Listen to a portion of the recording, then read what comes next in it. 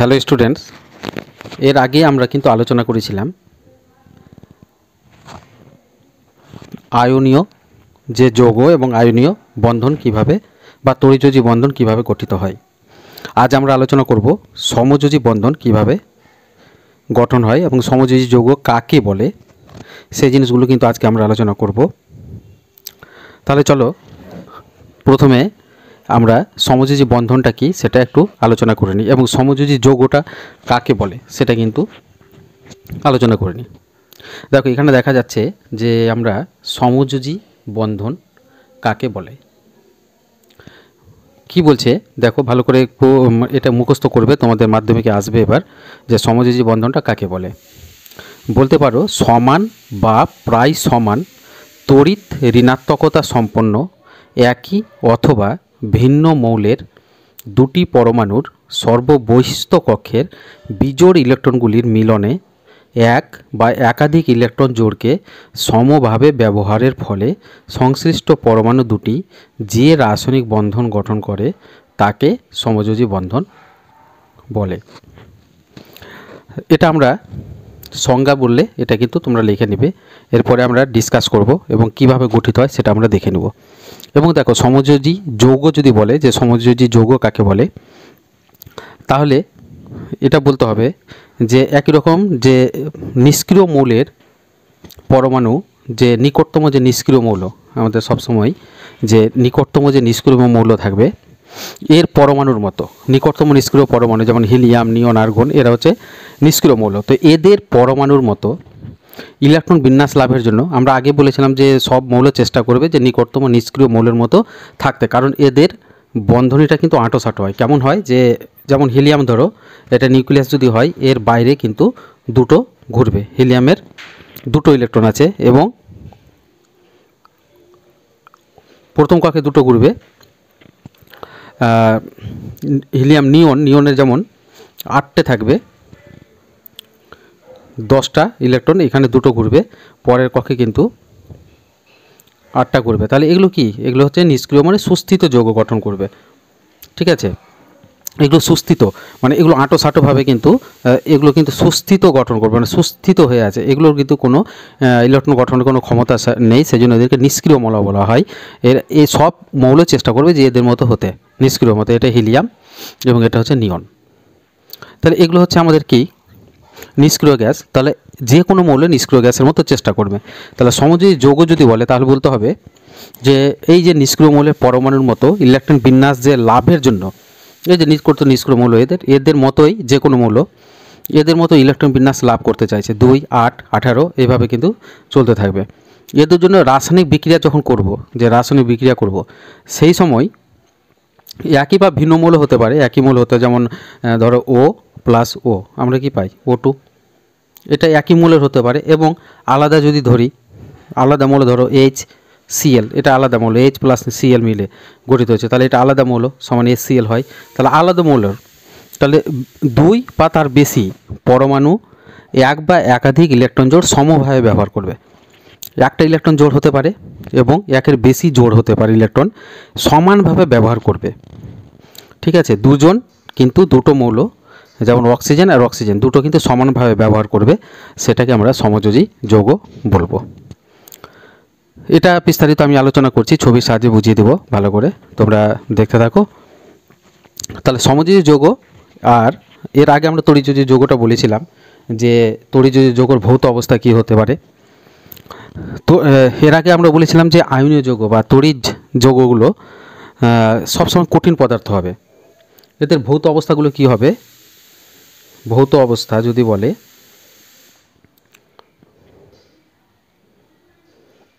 তড়িৎযোজী যৌগ যেটা ছিল তড়িৎযোজী যৌগ, আর আমরা যেটা এখন করব সেটা হচ্ছে সমযোজী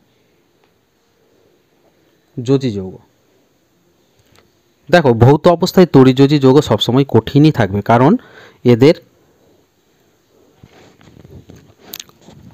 ইলেকট্রনের মধ্যে এদের ক্যাটায়ন এবং অ্যানায়ন পরস্পর আবদ্ধ থাকবে, ওই জন্য পরস্পর আকর্ষণ আবদ্ধ থাকবে, সেজন্য এরা কঠিন অবস্থায় হবে ভৌত অবস্থায়।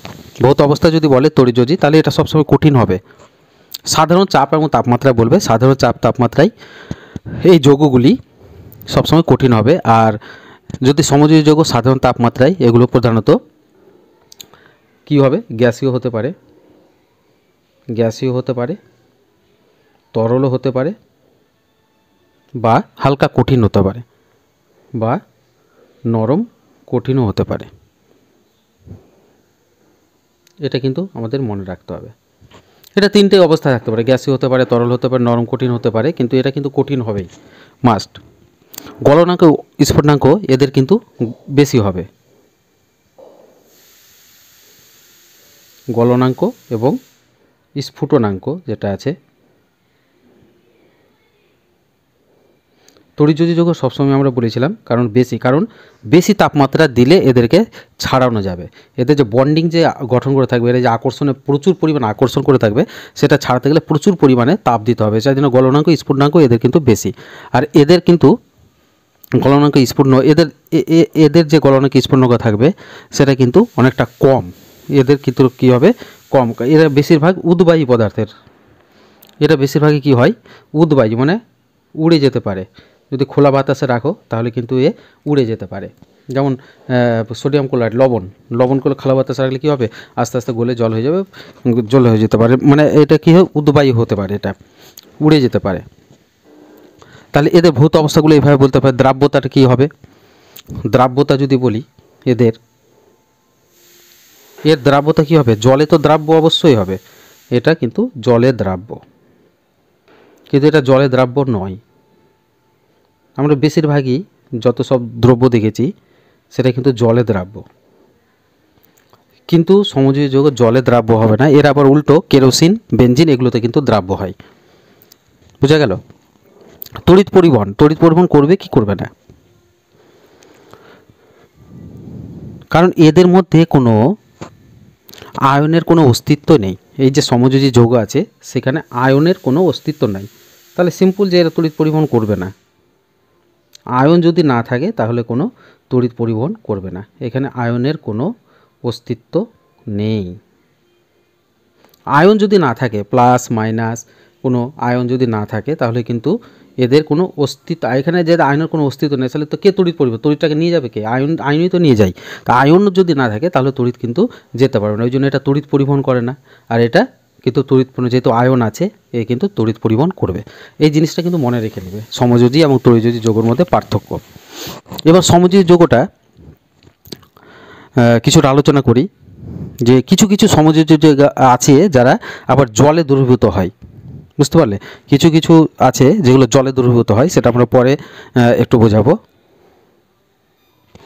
এবার আমরা যেটা আলোচনা করব সেটা হচ্ছে লুইস ডট গঠনের সাহায্যে যে এটা সমযোজী যৌগ কীভাবে বলা যায় সেটা আমরা কিন্তু দেখে নেব। তাহলে সমযোজী যৌগ আমরা আগে বলেছিলাম যে সমযোজী যৌগ কাকে বলে, দুজনে কিন্তু সমানভাবে ইলেকট্রন, আচ্ছা এর যে ইলেকট্রন ছিল এইচটা সেটা এখানে দিয়ে দিবে, এবং ক্লোরিনের যে 7টা ইলেকট্রনের মধ্যে এই 7টা ইলেকট্রনের মধ্যে একটা ইলেকট্রনটা এখানে দিয়ে দিবে। এরা দুজন কিন্তু সমান ভাগাভাগি করে এরা কিন্তু এই এসিএলটা অণুটা গঠন করবে, এসিএল মৌলটা একটা গঠন করবে, দুজন কিন্তু সমান ভাগে ভাগে করে।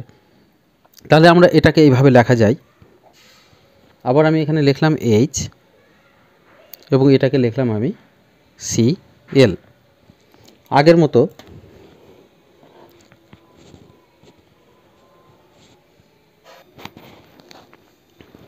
তাহলে এখানে যে সিএল এর আমার 6টা ছিল, 1 2, এটা তো থাকছে 3 4 5 6, এখানে যে একটা ছিল, এই যে এই ইলেকট্রনটা এখানে আসলো, এই ইলেকট্রনটা এখানে আসলো, তাহলে আমি এখানে রেখে দিলাম, এবং এই ইলেকট্রনটা এখানে আসলো, তাহলে পরবর্তীতে আমি দাগ দিয়ে দিলাম, এটা এখানে চলে আসলো।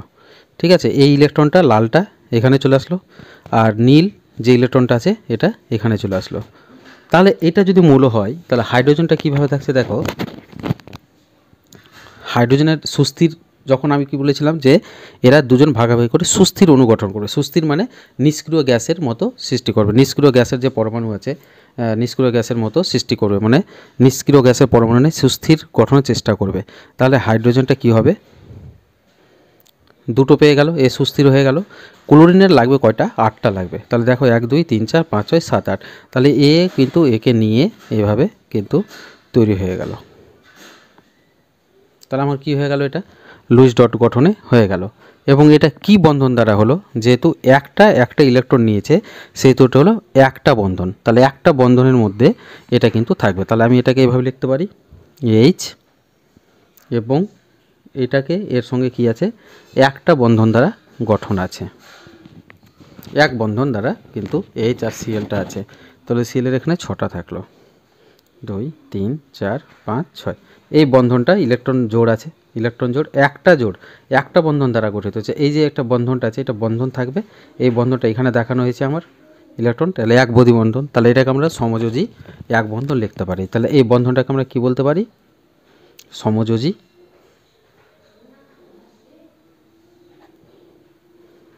এক বন্ধন দ্বারা গঠিত হয়। তাহলে এইভাবে কিন্তু তোমরা লুইস গঠনটা বাড়িতে প্র্যাকটিস করতে পারো, খুব ইজি। লুইস ডট গঠনটা তোমাদের মাধ্যমিকে আসবে এবার, তাহলে লুইস গঠনটা তোমরা এইভাবে কিন্তু দেখিয়ে দিতে পারবে। এরপর কিছু কিছু ব্যতিক্রম আছে, ব্যতিক্রমগুলো আমরা দেখাবো। এবং দুই দ্বিবন্ধন এবং এক বন্ধন তো আমি দেখিয়ে দিলাম, এক বন্ধনটা কীভাবে হয়। দ্বিবন্ধন এবং ত্রিবন্ধনটা আমরা একটু দেখি। আমরা আজকে আলোচনা করব দ্বিবন্ধন। দ্বিবন্ধন সমযোজী যৌগ এক বন্ধন, দ্বিবন্ধন এবং ত্রিবন্ধন হতে পারে। দ্বিবন্ধনটা আমরা কী হবে? দেখো একটা অক্সিজেন অণু আছে, অক্সিজেন অণু, অক্সিজেন দুটো অক্সিজেন পরমাণু নিয়ে গঠিত। একটা অক্সিজেন অণু দুটো পরমাণু নিয়ে গঠিত অক্সিজেন। তাহলে আমি এখানে একটা অক্সিজেন নিয়ে নিই আর এখানে একটা অক্সিজেন নিই, তাহলে এগুলোকে আমি বিভিন্ন কালার করে নিই। অক্সিজেনের বাইরের কক্ষে থাকবে 6টা, অক্সিজেনের বাইরের কক্ষে থাকবে 6টা ইলেকট্রন। তাহলে আমি এটাকে লাল করে নিই, 2 4টে, এটা হচ্ছে 6টা। এই অক্সিজেনটাকেও আমি 6টা করে নিই, এই সবুজ নীল কালি, 2 4টে 6টা। এখন আমরা জানি সমযোজী যৌগ সবসময় কী করবে? দুটো পরস্পরের বন্ধন দ্বারা আবদ্ধ হবে। তাহলে এই যে ইলেকট্রন আছে সেই ইলেকট্রনটা এবার কী করবে? এখানে তো 6টা আছে, 8টা দরকার, তাহলে এটা এখানে চলে আসবে এবং এটা এখানে চলে আসবে, এটাও এখানে চলে আসবে এবং এটাও একটা কিন্তু এখানে চলে আসবে। এটা দুটো কিন্তু ভাগাভাগি করে নেবে, দুটো সমান ভাগে। তাহলে দেখতে হবে এটা ঠিক আবার এরকম করে আমি দেখে নিই। এটা করলাম, এটাও ইলেকট্রনগুলো আবার দিয়ে দিই। প্রথমে রেড ছিল 2, এটা 4টে। এখানে দেখো এটা এখানে তো থাকছেই, মানে এটা কিন্তু শিফট হয়ে এখানে চলে এসেছে, এটা শিফট হয়ে এখানে এসেছে, তার জন্য আমি এটা লিখলাম, মনে রাখবে। এটা ছিল 2 এখানে, এটা নিচে ছিল 2 এবং এটা শিফট হয়ে কিন্তু এখানে এসছে, তাহলে এখানে আমি রাখলাম পাশে এটা। তাহলে এই যখন মৌল গঠন করবে তখন কীভাবে করবে? দেখো টোটালি 8টা লাগবে, তাহলে 1 2 3 3 4 5 6 7 8। তাহলে এটাকে এইভাবে কিন্তু নিয়ে, এটা লুইস ডট গঠনের সাহায্যেও দেখা যায় O2 অণুর গঠন। এবং এ 1 2 3 4 5 6 7 8, তাহলে এরও কিন্তু এটা এইভাবে যাবে। তাহলে এই যে বন্ধন গঠন হলো, এটার সঙ্গে বন্ধন গঠন হলো এটা, তাহলে এটা হচ্ছে দুটো বন্ধন গঠন হচ্ছে। আগেরগুলোতে কী হয়েছিল? একটা হয়েছিল একযোজিতে এক বন্ধনে, এটা দুটো গঠন। তাহলে এটাকে আমরা এভাবে লিখতে পারি যে ও আর ওটা দু বন্ধন দ্বারা গঠিত। তাহলে ও এটা সমান কি লিখতে পারি? ও, যেখানে এখানে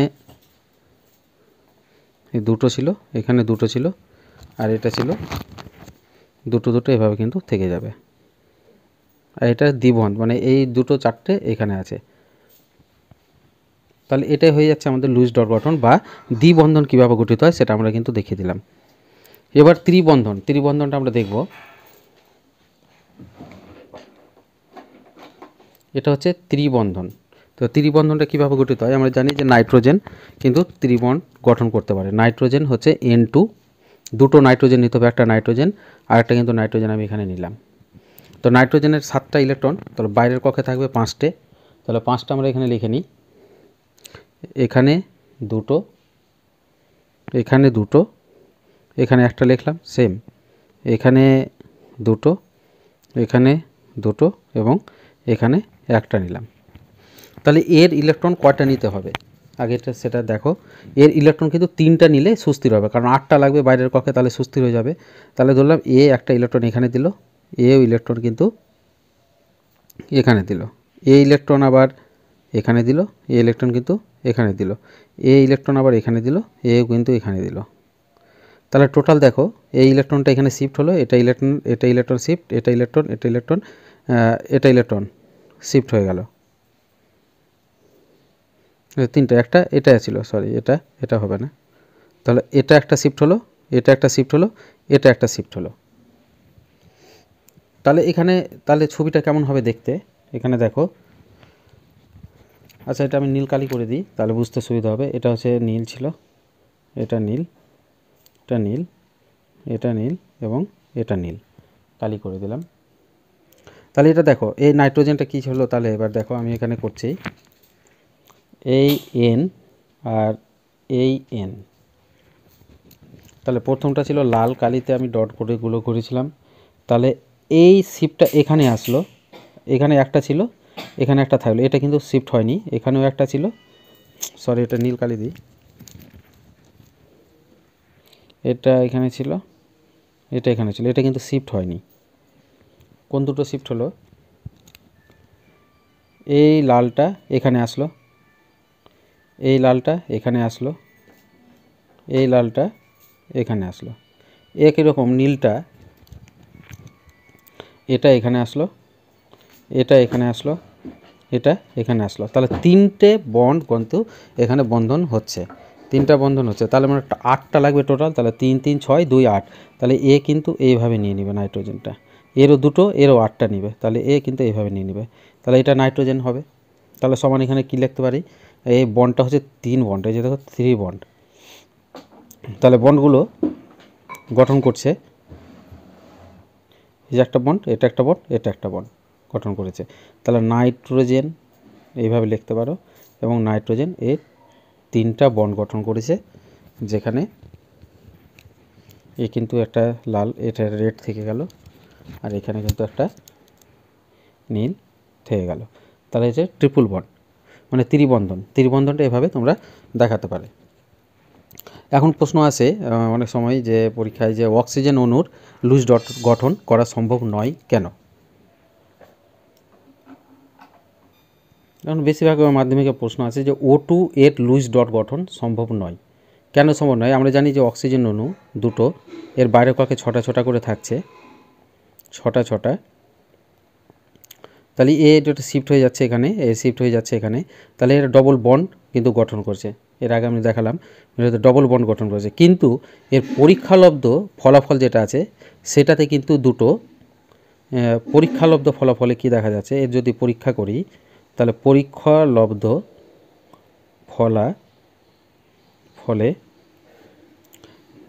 দুটি বিজোড় ইলেকট্রন কিন্তু দেখা যাচ্ছে, দুইটি বিজোড় ইলেকট্রনের দেখা যাচ্ছে, দুটি বিজোড় ইলেকট্রনের উপস্থিতি লক্ষ্য করা যায়। দুটিকে কিন্তু ডট গঠনে কিন্তু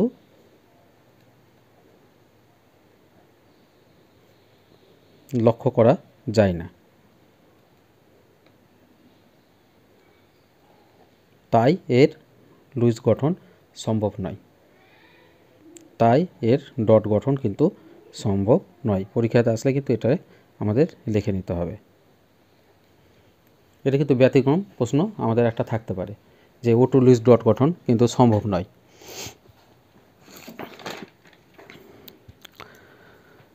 এবং কিছু কিছু প্রশ্ন থাকতে পারে যে চিনি, গ্লুকোজ এবং ইথানল এরা কিন্তু সমযোজী, কিন্তু এবার কিছু কিছু কোশ্চেন আসতে পারে যে আমরা আগে জানি যে সমযোজী যৌগ সবসময় কী হবে, জলে দ্রবীভূত হবে না। কিছু কিছু যৌগ আছে যেগুলো কিন্তু জলে কিন্তু দ্রবীভূত হয়। কিছু কিছু যৌগ আছে যেগুলো কিন্তু জলে দ্রবীভূত হয়, যেমন ধরে নাও HCl মানে হাইড্রোক্লোরিক অ্যাসিড। এবার চিনি, চিনির সংকেত হচ্ছে C12H22O11, এটা চিনি। তারপরে HCl চিনি এবং গ্লুকোজ,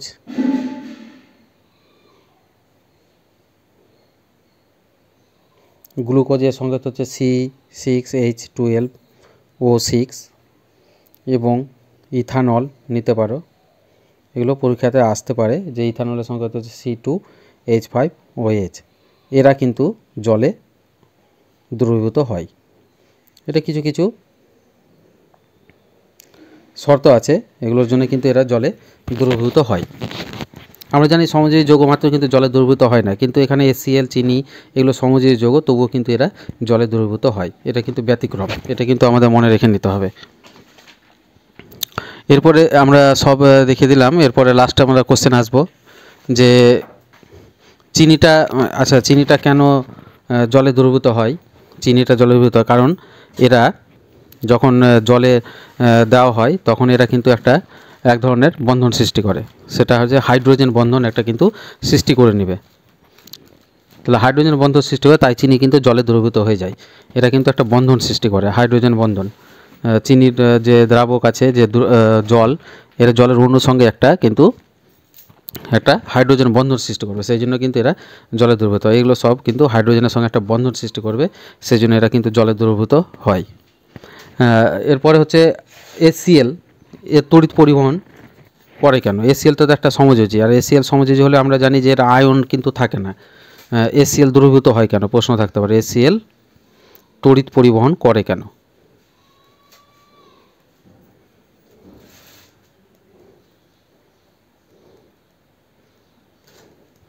এটা প্রশ্ন থাকতে পারে যে HCl তড়িৎ পরিবহন করে কেন। আমরা জানি যে HCl একটা সমযোজী যৌগ, তাহলে তো এতে আয়ন নেই, আয়ন তো থাকবে না, তাহলে এটা তড়িৎ পরিবহন করে কেন? তাহলে HCl গ্যাসকে যদি জলে দ্রবীভূত করো, যে প্রশ্ন আসতে পারে যে উত্তর আসবে HCl গ্যাসকে যদি জলে দ্রবীভূত করো তাহলে কি হবে? এ কিন্তু দুটো আয়নে গঠন করবে, আয়নিত হয়ে যাবে। HCl যদি জলে দ্রবীভূত করি তাহলে এ কী করবে? দুটো আয়ন, একটা হচ্ছে H3O ক্যাটায়ন এ গঠন করবে এবং এর সঙ্গে একটা হবে ক্লোরাইড আয়ন মাইনাস অ্যানায়ন উৎপন্ন করবে, এই দুটো আয়ন উৎপন্ন করে নেবে যখন জলে দেব। সেই জন্য এরা কী হবে? এরা এই আয়নগুলো জলে কিন্তু তড়িৎ পরিবহনটা করতে পারে।